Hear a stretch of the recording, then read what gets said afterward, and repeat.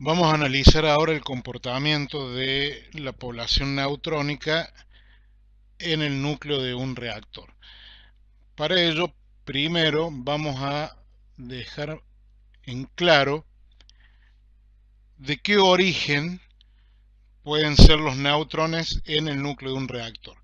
En el núcleo de un reactor vamos a tener neutrones de multiplicación y neutrones de fuente. Los neutrones de multiplicación son aquellos que provienen de reacciones de fisión nuclear. Esos son los neutrones de multiplicación, que a su vez esos neutrones de multiplicación pueden ser instantáneos o diferidos.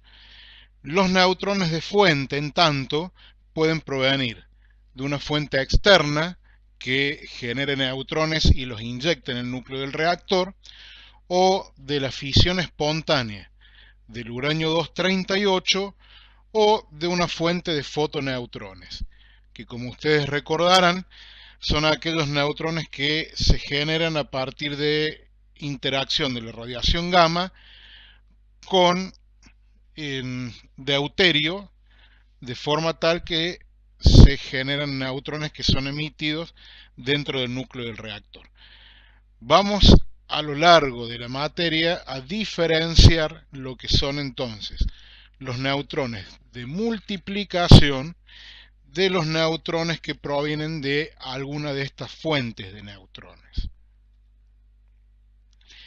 Dentro de lo que son neutrones de multiplicación tenemos los neutrones instantáneos. Los neutrones instantáneos son los que se generan prácticamente en el momento de ocurrida la fisión.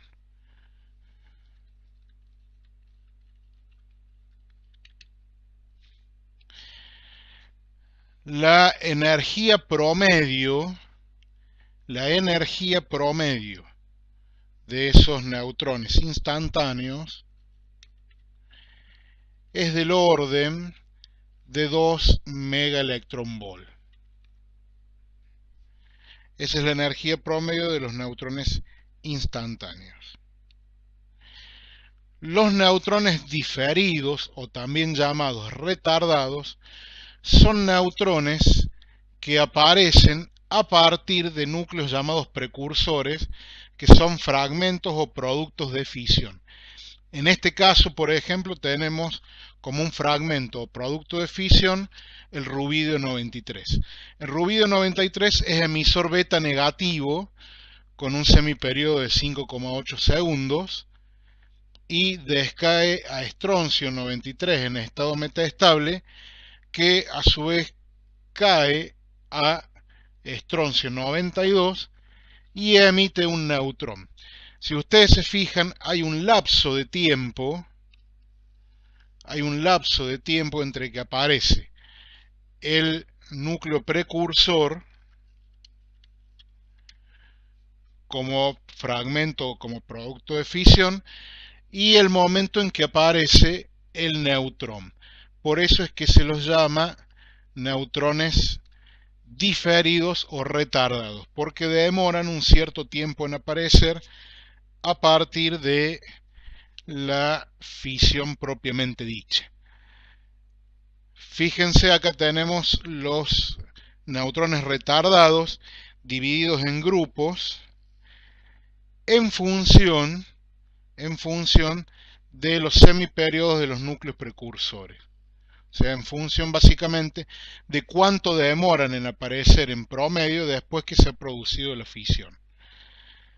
Un dato interesante es comparar la energía de estos neutrones retardados.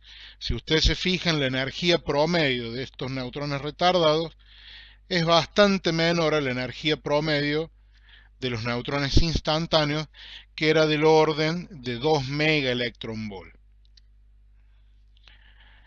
Acá tenemos para los mismos 6 grupos de neutrones retardados, tenemos el semiperiodo de cada uno, el tiempo de vida y la fracción de neutrones retardados de cada grupo. Si ustedes se fijan, la totalidad de los neutrones retardados para el caso del uranio 235 representa solamente el 0,65% del total de los neutrones. Se define entonces el beta efectivo, o llamada fracción,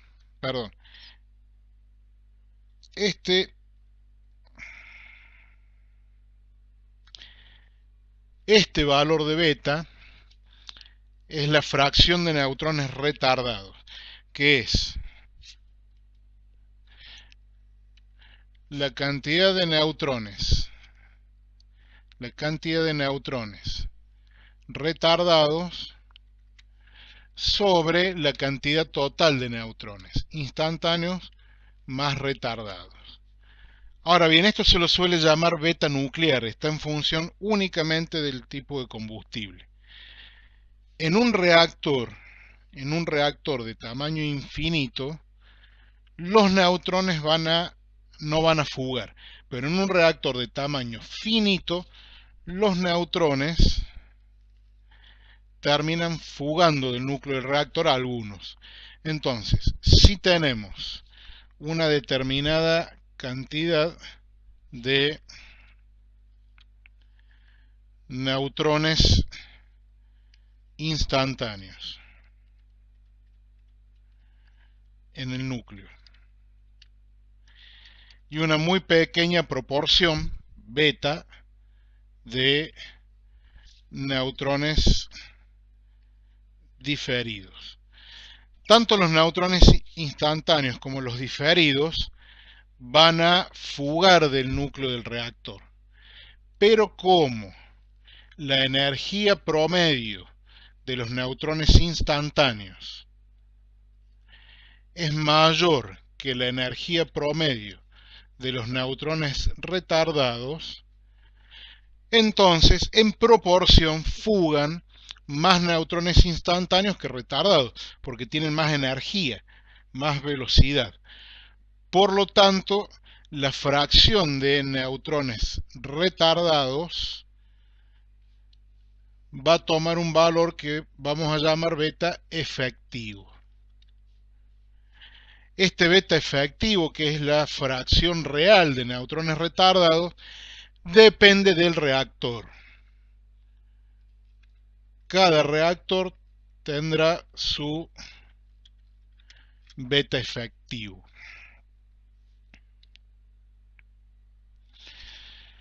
Vamos a definir un parámetro que es sumamente importante, que es el llamado factor de multiplicación.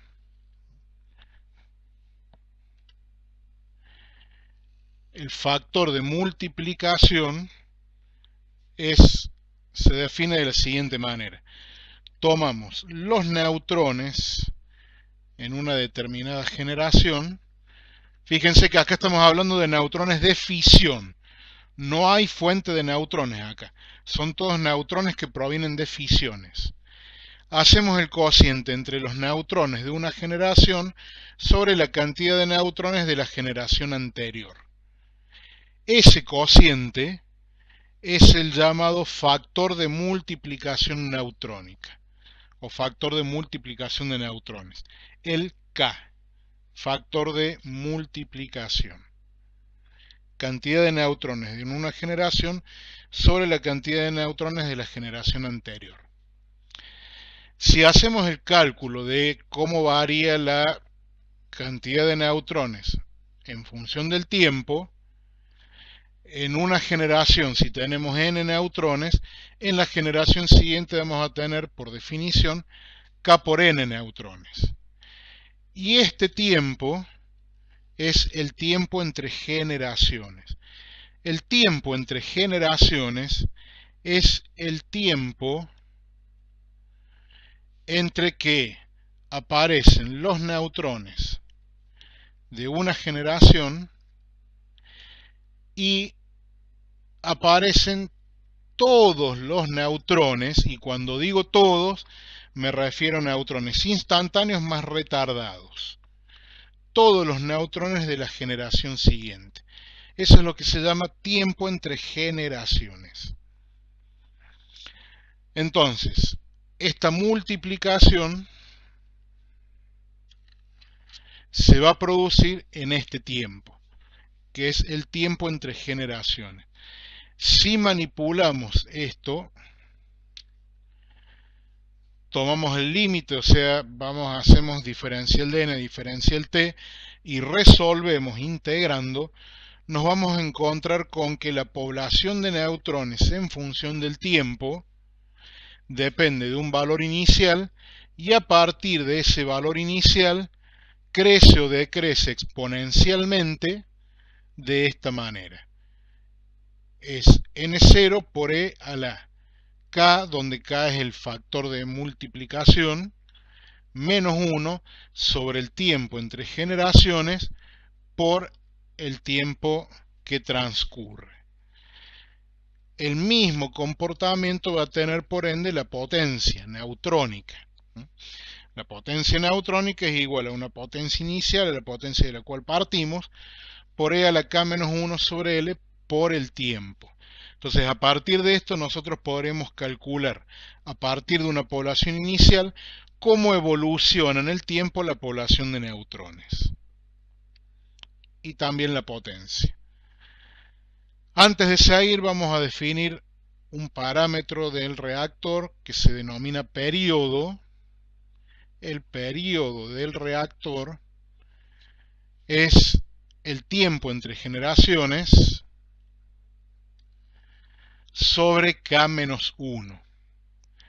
Como esto es un tiempo y k-1 es adimensional, esto tiene unidades de tiempo.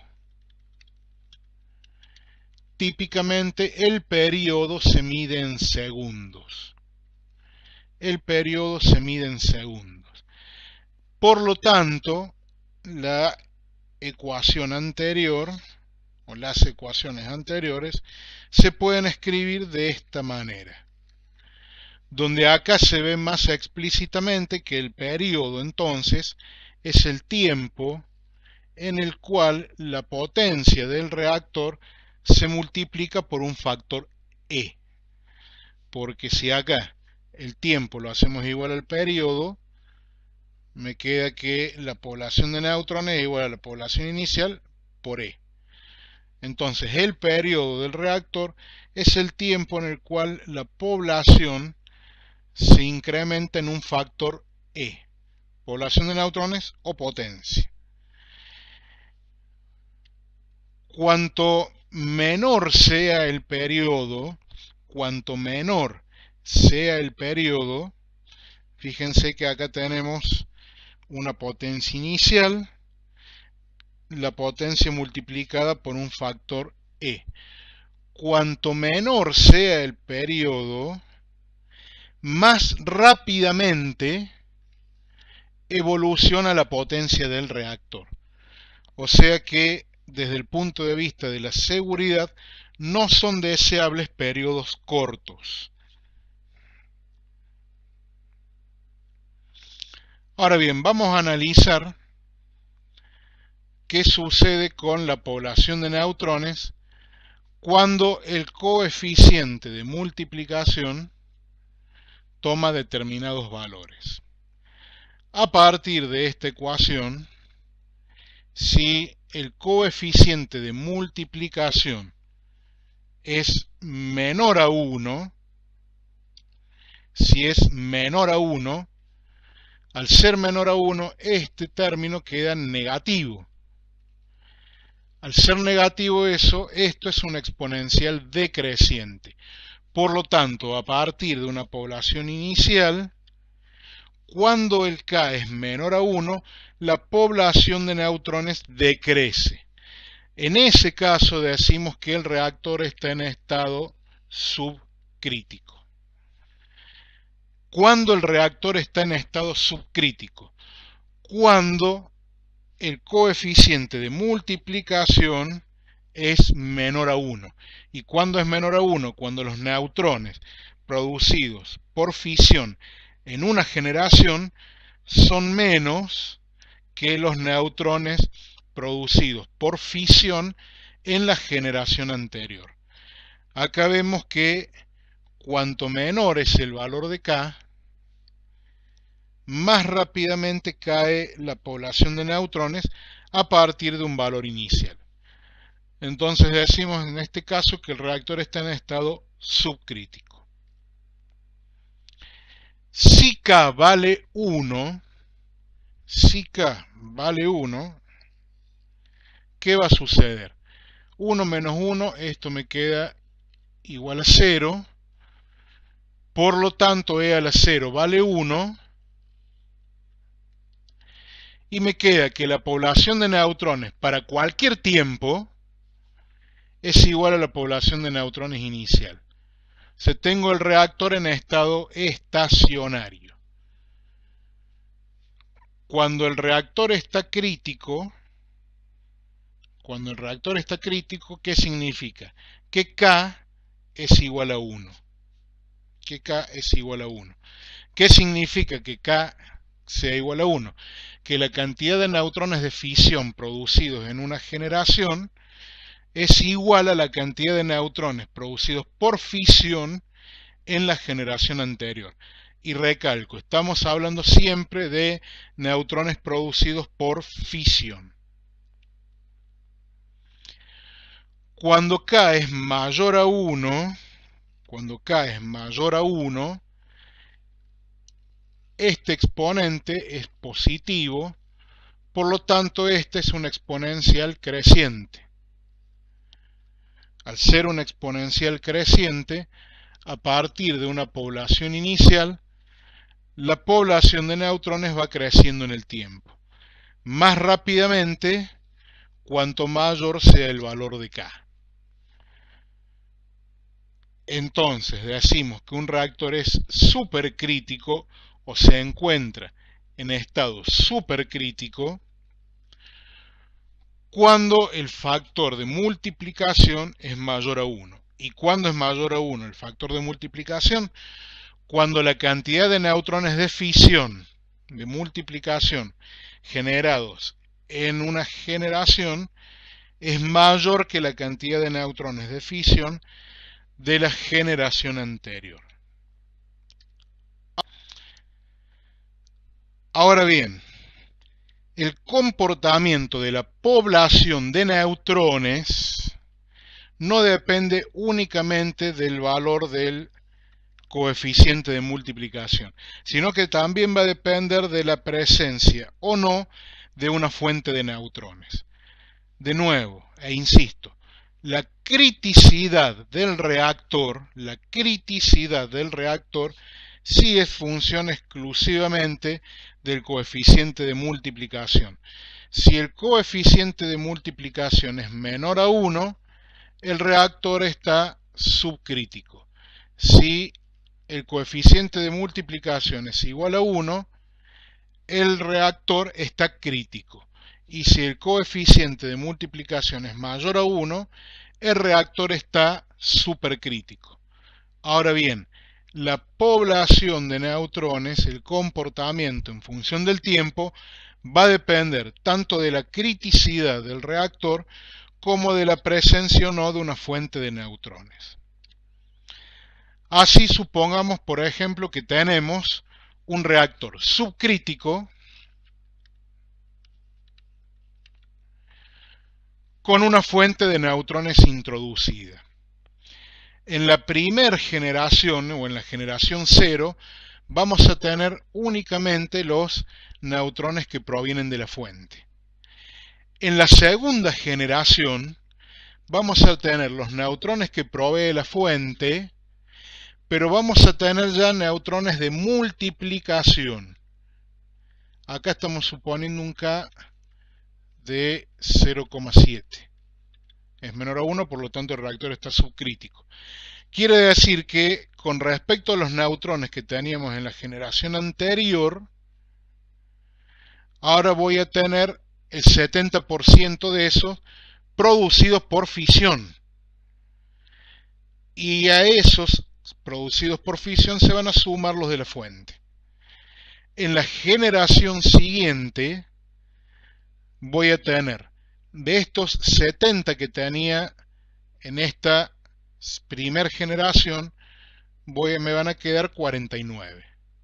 De estos 100 que me proveyó la fuente, me van a quedar 70. Todo esto es por fisión. Pero además de eso, la fuente me va a estar proveyendo de nuevos 100 neutrones. Y así sucesivamente. Los neutrones, ya sean que provengan de fisión o que provengan de fuente, esos neutrones son multiplicados a través de las fisiones y van generando neutrones de fisión. Por el otro lado, la fuente siempre está sumando una cantidad fija de neutrones. Si vamos haciendo los cálculos, vamos a ver que esto crece inicialmente, pero después llega a un valor de equilibrio. Un reactor subcrítico, entonces, con fuente de neutrones introducida, tiene este comportamiento. Cuando se modifica el valor de K, comienza creciendo para después llegar a un valor estable. O sea, acá tenemos un reactor estacionario y está subcrítico. Sí, tenemos un reactor subcrítico, pero como tiene una fuente de neutrones introducida, llega a un estado estacionario. El nivel del estado estacionario depende del valor de K. A mayor valor de K, mayor va a ser el nivel del estado estacionario. La población de neutrones en estado estacionario. Moraleja: un reactor crítico es distinto de un reactor estacionario. Son conceptos distintos. Un reactor crítico es cuando se mantiene constante la cantidad de neutrones producidos por fisión. La criticidad está en función del valor de K. En cambio, un reactor en estado estacionario es cuando se mantiene constante la población de neutrones. En este caso se mantiene constante la población de neutrones, ¿por qué? Porque si bien va decreciendo la cantidad de neutrones de multiplicación, como la fuente está aportando permanentemente nuevos neutrones, está llevando el reactor a funcionar en un estadio estacionario. Por lo tanto, recuerden, criticidad es distinto de estacionario. Cuando no hay fuente de neutrones introducida, un reactor crítico se comporta en modo estacionario. Ahora, cuando hay fuente de neutrones, si el reactor está estacionario es porque está subcrítico. ¿Qué sucede si el reactor está crítico con una fuente de neutrones introducida? Si el reactor está crítico con una fuente de neutrones introducida, fíjense que en cada generación los neutrones provenientes de fisión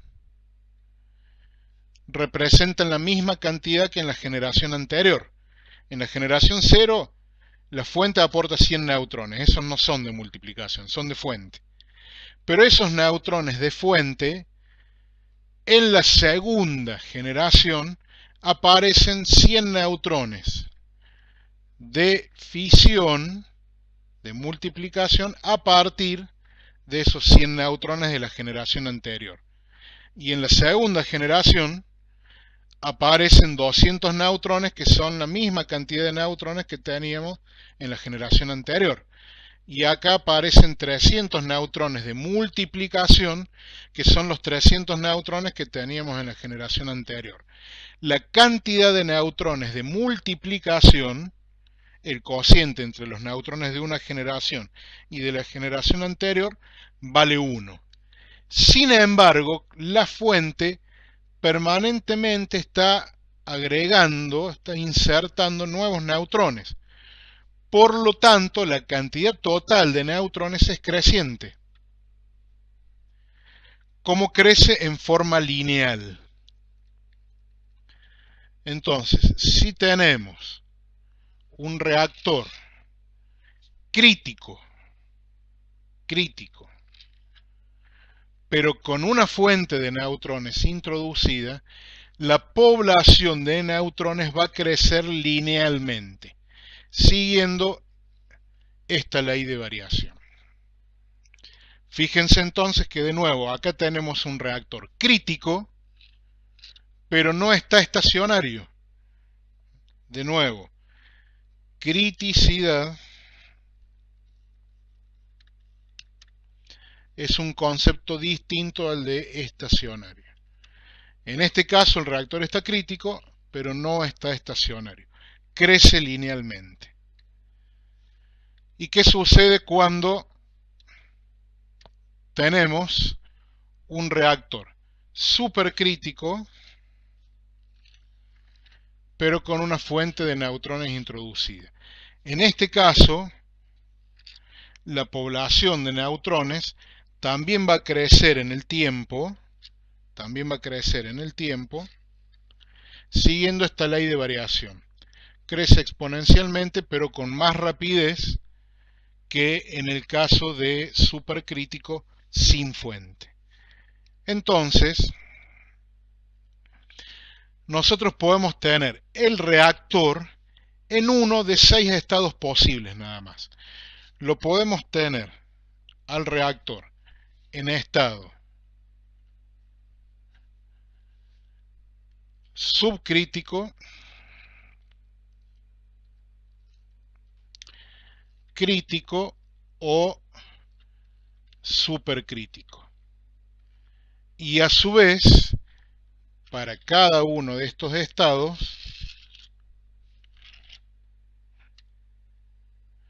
podemos tener o no introducida una fuente de neutrones. Entonces, sin fuente de neutrones y con fuente de neutrones. Si el reactor entonces se encuentra en estado subcrítico sin fuente de neutrones, la población de neutrones va a caer exponencialmente. Si se encuentra crítico sin fuente de neutrones, en este caso tenemos el reactor crítico y en estado estacionario. Y si se encuentra supercrítico con fuente de neutrones introducida, va a crecer la población de neutrones y la potencia también exponencialmente. En cambio, si lo tenemos subcrítico con fuente de neutrones, la población de neutrones va a alcanzar un estado estacionario. Si se encuentra crítico con fuente de neutrones, la población de neutrones y por ende la potencia va a crecer linealmente. Y si se encuentra supercrítico con fuente de neutrones introducida, también va a crecer exponencialmente, pero un poco más rápido que en el caso sin fuente de neutrones.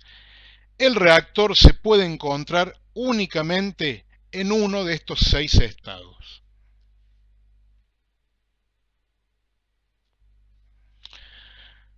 Ahora vamos a definir un nuevo parámetro que es de vital importancia para la operación del reactor y para la reactividad.